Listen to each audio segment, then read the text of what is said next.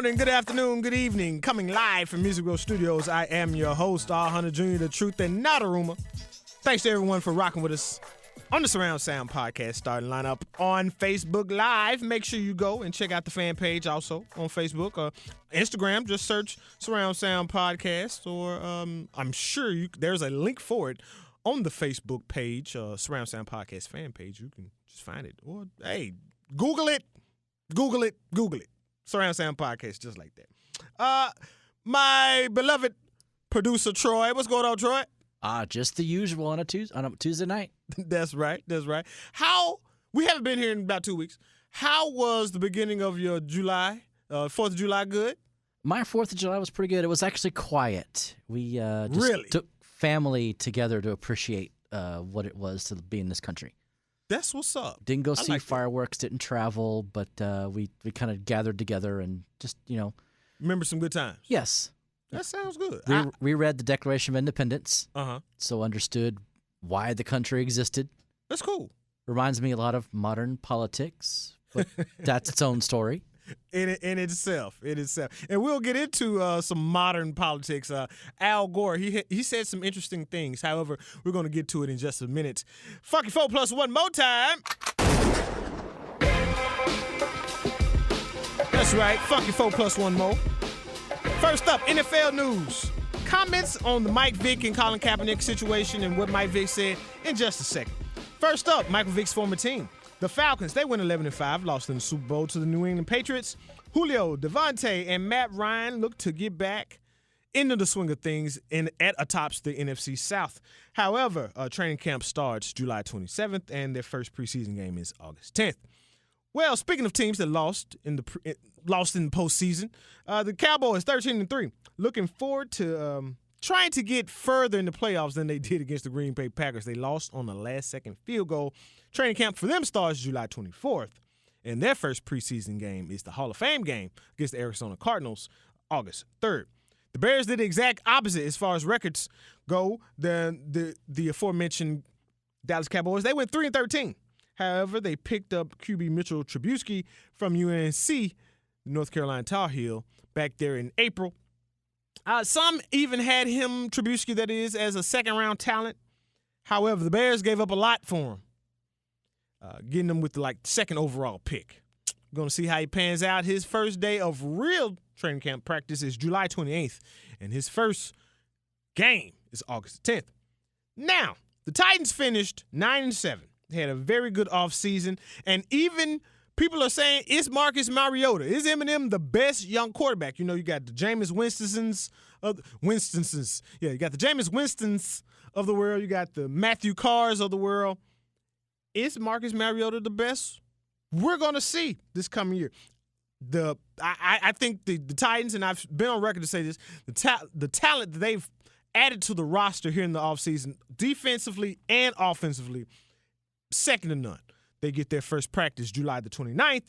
First game is August 12th against the New York Jets. Number 2, on the sign of the times, we will have Jay-Z's return to prominence. And what does it mean? That's coming up near the end of the show. Number 3, NBA. Nike is putting water bottles to good use. Nike is set to take over as the NBA's official apparel provider this coming season. Rolled out a fresh new look of jersey this week. Nike said the new jerseys will be partly made out of recycled plastic bottles. Now, this is the unbelievable part. As part of the new deal, which officially begins October 1st, a raised Nike swoosh, which will be on retail versions of jerseys. However, 9 teams have struck deals to put a corporate logo on their uniforms. These logos will not appear on jerseys sold by national retailers, but the teams themselves can offer to sell the jerseys with the added patch to fans. Why is it so unbelievable? This is the first major league to basically sell the jerseys. Now, when you think about NASCAR, when you think about soccer overseas, even soccer, MLS soccer here in the country, in America, it's a patch everywhere with a different logo on it. The NBA is the first of the major 4 to put a logo during the game. Now, the NFL, They have patches of certain companies on their practice team logos, however, not on the actual team joints. So we're going to see how that shakes out. Number 4 on the Funky 4+1 Mo.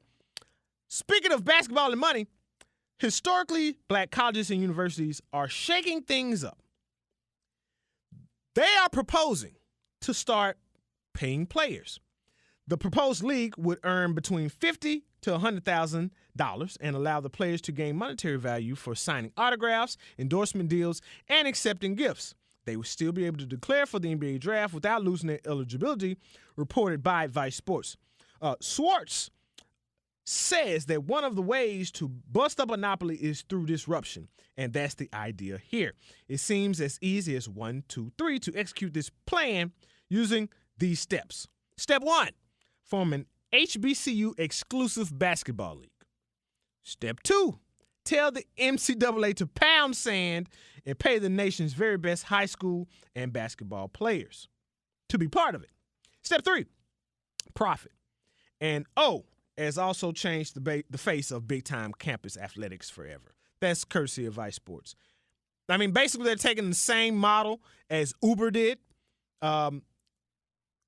Do the same thing, however, give the consumer, I won't even say consumer, give the athlete more of a benefit. And in the same way that Uber helped the customer gain more of a benefit. We're going to see how that thing shakes out. Andy Schwartz went on to say, HBCUs can be a strong brand that America will like, regardless of race. And he went on to say, I think HBCUs are uniquely positioned to see the struggle for college athletes' rights as part of a broader civil rights movement that they are already a part of. Black males make up 56% of college football teams and 61% of college basketball teams. I think amateurism as a demand driver is a fiction, and what actually sells is the blend of college brand value and basketball excellence. While the HBCUs brand today are not as strong as the best basketball, predominantly white institutions, they aren't so far away that an infusion of talent won't tip the tables. Monopolies are horrible competitors when they get disrupted. Just ask taxi drivers whether its company responded well to Uber. And the one more comes from the political front. Most times it's slowly from the president, Donald Trump. The 50 Cent of politics, the bully, number 45. Well, this time, it doesn't come from him. It comes from Al Gore. Saw Al Gore on a late night talk show. It wasn't Kimmel. It wasn't the other Jimmy Fallon. It was the other guy on CBS. His name is Stephen Colbert. Yeah, I finally got it. Al Gore is on there talking. Al Gore lost the election back some 16 years ago. And he went into energy. That was like his main thing these last 16 years. Well, Al Gore says that around the nation, energy prices, as far as utilities, have came down. Well, that's kind of odd, Al Gore, being that you were the senator of this here great state of Tennessee. In a very special place, Memphis, Tennessee, they have seen their prices go up. It's ridiculous what's going on as far as MLG&W in Memphis, Tennessee. That's Memphis Like Gas and Water. You heard it right here. And what's also crazy is that the TVA, which is the Tennessee Valley Authority, sends power to all the states surrounding Tennessee. You would think that those in-state cities and power companies would also benefit from this. However, it looks like it hasn't happened. We'll be back with more on the Surround Sound podcast before this double play with the Cat Fabulous Soul Tape 3 throwback joint, baby.